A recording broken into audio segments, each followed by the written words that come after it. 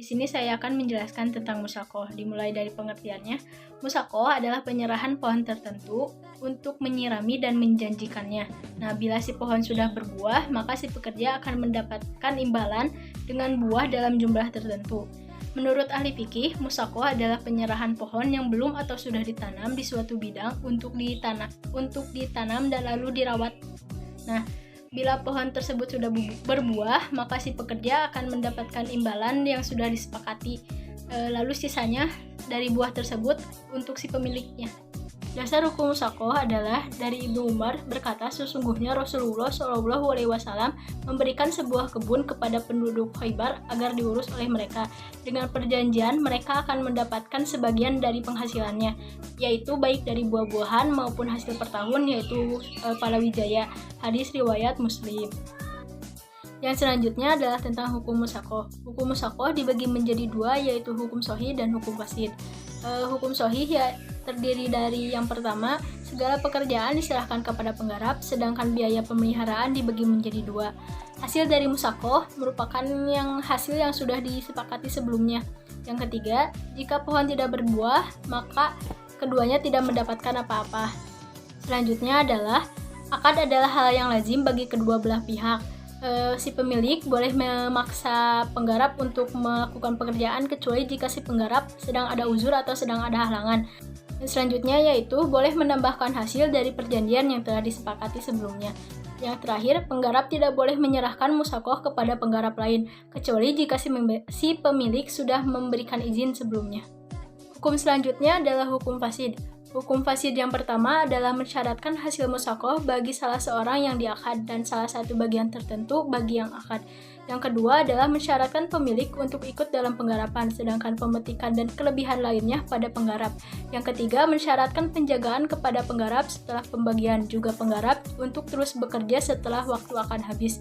Yang keempat, bersepakat sampai batas waktu menurut kebiasaan. Yang kelima, musyakoh digarap oleh banyak orang, sehingga penggarap membagi lagi kepada penggarap lainnya. Yang selanjutnya adalah syarat dalam musyakoh. Yang pertama, ahli dalam akad. Yang kedua, menjelaskan bagian penggarap. Yang ketiga, membebaskan pemilik dari pohon, dengan artian bagian yang akan dimiliki dari hasil panen merupakan hasil bersama. Yang keempat, hasil dari pohon dibagi antara dua orang yang sudah melangsungkan akad. Dan yang terakhir adalah sampai batas akhir, yakni menyeluruh sampai akhir. Rukun musyakoh. Yang pertama, sigat. Yang kedua, dua orang yang akad atau al-aqidain. Yang ketiga, objek musyakoh atau kebun dan semua pohon yang berbuah. Yang keempat, masa kerja dan buah. Selanjutnya, macam-macam musyakoh. Yang pertama, berdasarkan manfaatnya, yaitu pada hasilnya berarti pemilik tanah sudah menyerahkan kepada yang mengerjakan segala upaya agar tanah itu membawa hasil yang baik. Yang kedua, berdasarkan asalnya, yaitu mengairi saja, tanpa ada bertanggung jawab untuk mencari air, maka pemiliknya lah yang berkewajiban mencari jalan air, baik dengan menggali sumur, membuat parit, bendungan, ataupun usaha-usaha lainnya. Hikmah musyakoh. Yang pertama, menghilangkan bahaya kefakiran dan kemiskinan, dan demikian terpenuhi segala kebutuhan dan kekurangan. Yang kedua, terciptanya saling memberi manfaat antara sesama manusia. Dan yang ketiga, bagi pemilik kebun sudah tentu pepohonannya akan terpelihara dari kerusakan dan akan tumbuh subur karena dirawat. Selanjutnya ada mujaroah dan muqabaroh. Yang pertama, menurut etimologi, mujaroah adalah wajan mufa'alatun dari kata ajaro, artinya menumbuhkan.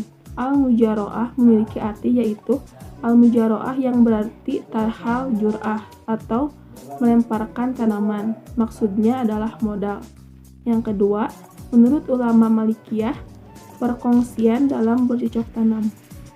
Yang ketiga, menurut ulama Hanabilah, menyerahkan tanah kepada orang yang akan bercocok tanam atau mengolahnya, sedangkan tanaman hasilnya tersebut dibagi antara keduanya. Yang keempat, menurut ulama Syafi'iyah, muhorobah adalah mengelola tanah di atas sesuatu yang dihasilkan, dan benihnya berasal dari pengelola. Adapun mujaroah sama seperti muhorobah, hanya saja benihnya berasal dari pemilik tanah. Selanjutnya, dasar hukum. Berkata Rafi bin Hadij, di antara Ansor yang paling banyak mempunyai tanah adalah kami. Maka kami persewakan sebagian tanah untuk kami dan sebagian tanah untuk mereka yang mengerjakan. Kadang sebagian tanah itu berhasil baik dan yang lain tidak baik.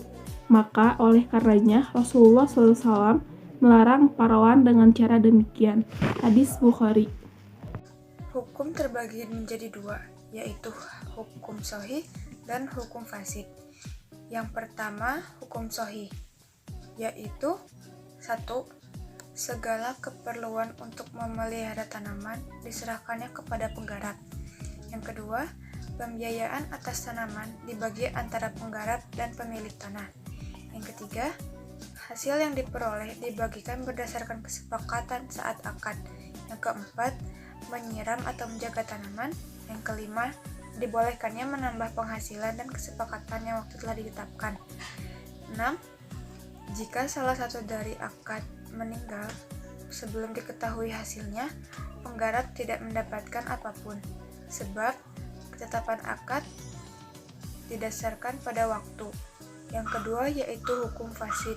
1. Penggarap tidak berkewajiban mengelola. Kedua, hasil yang keluar merupakan pemilik benih. Yang ketiga, jika dari pemilik tanah, penggarap berhak mendapatkan upah dari pekerjaannya. Yang selanjutnya yaitu syarat. Syarat ditentukan dari kadar bagian pekerjaan atau dari pemilik tanah, dan hendaknya bagian tersebut adalah hasil yang diperoleh dari tanah tersebut, seperti dari sepertiganya dan seperempat atau lebih dari hasilnya yang didapatkan. Selanjutnya yaitu rukun. Rukun terbagi menjadi dua. Yang pertama yaitu rukun dalam akad muzara'ah dan rukun dalam akad mukharabah. Pertama, rukun dalam akad muzara'ah, yaitu ijab kabul, penggarap dan pemilik tanah, adanya objek, dan harus adanya ketentuan bagi hasil. Yang kedua, rukun akad mukharabah. Berdasarkan hadis Nabi SAW, sesungguhnya Nabi telah menyerahkan tanah kepada penduduk Khaybar agar ditanami dan dipelihara dengan perjanjian bahwa mereka diberikan sebagian dari hasilnya. Hadis riwayat Muslim dari Ibnu Umar radhiyallahu anhu. Yang keduanya yaitu pemilik dan penggarap sawah, jenis pekerjaan yang harus dilakukan, kesepakatannya dalam pembagian hasil atau akad. Selanjutnya yaitu macam-macam. Yang pertama, tanah dan bibit berasal dari satu pihak, sedangkan pihak lainnya menyediakan alat dan melakukan pekerjaan. Yang kedua, yaitu tanah disediakan oleh satu pihak, sedangkan alat, bibit, dan pekerjaannya disediakan oleh pihak lainnya. Yang ketiga, tanah, alat, dan bibit disediakan milik, sedangkan tenaga dari pihak penggarap. Yang keempat, yaitu tanah dan alat disediakan oleh pemilik, sedangkan benih dan pekerjaannya dari pihak penggarap. Dan terakhir yaitu hikmah. Yang pertama, terwujudnya kerjasama yang saling menguntungkan antara pemilik tanah dan petani penggarap. Yang kedua, meningkatkannya kesejahteraan masyarakat. Yang ketiga, tertanggulanginya kemiskinan. Dan yang terakhir, terbukanya lapangan pekerjaan, terutama bagi para pekerja, yaitu petani yang memiliki kemampuan bertani tapi tidak memiliki tanah untuk digarap.